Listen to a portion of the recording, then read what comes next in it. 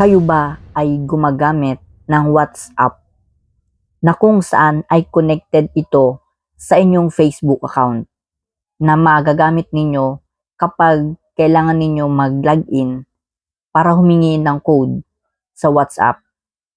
Kailangan ninyo maging secure ang inyong WhatsApp, kaya kailangan i-disable ito sa settings ng WhatsApp.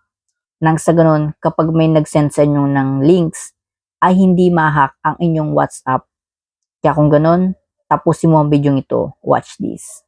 Kung napunta ka sa iyong WhatsApp na app, pagdating dito guys ay i-click mo lang dito itong 3 dots sa may taas at punta ka sa settings. Sa iyong settings ay pinutin mo lang itong privacy at scroll down ka lang pababa. At dito makita mo ang advance, i-click mo yan. At kailangan mo lang itong i-turn on, itong disable link previews.